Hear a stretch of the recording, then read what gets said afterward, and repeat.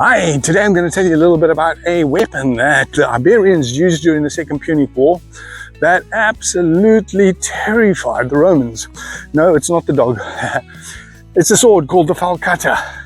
I'll come back to the name in a minute, but this is a chopping sword with a narrow waist and a heavy, broad front end tapered to a tip, and a stylized hook type handle that hooked around your palm so you didn't drop it, usually in the form of a horse's head or a hawk.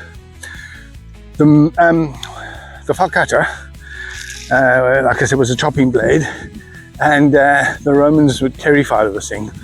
There is one instance where Caesar is greeting veterans, and he doesn't recognize the bloke, and he gets so embarrassed when the bloke says, "Yeah, I served with you," and then he's like, "I remember you." He says, "That's okay, Caesar. I'm not surprised you didn't recognize me. Not after a falcata cleaved my skull and helmet and disfigured me."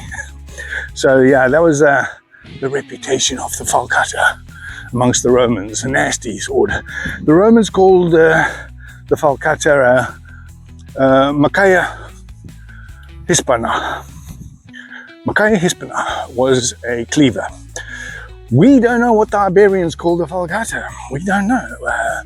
Falcata came up, is a term that an historian came up with in 1872 after he cocked up a translation. Fernando Fulgacio, thank you for that. The name stuck. We all call it falcata now. I think it's a cool name. And it features very prominently in Sons of Iberia. Our protagonist, Karos, who you all know and ride with, is the son of a merchant. He's fairly wealthy. He can afford a falcata because it's kind of made to your height and arm's length by a metalsmith or a weaponsmith, and costs probably about 25 shekels. You can spend more if you want a really elaborate scabbard. And 25 shekels back in the era of the Second Punic War was probably a year's salary for a mercenary. And mercenaries abounded in Iberia and the Mediterranean. In fact, Iberians were vaunted mercenaries right across the Mediterranean. The Greeks particularly liked them. They fought in loads of wars. In instances, just the presence of Iberian mercenaries in one army would force the opponent to reconsider and talk about terms. So yeah, the falcata was an extreme weapon in the Punic War. The last thing I'll say about it was the metal itself was high grade. The metal smithing techniques amongst the Iberians was par excellence. Right, I wrote a book about this, a fiction book called The Runevek's Secret.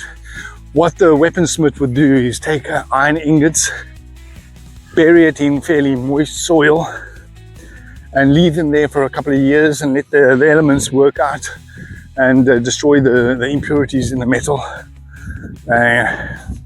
Dig that up and then forge his weapons out of it, and it includes carbon into the metal, so it becomes more flexible and less prone to shattering.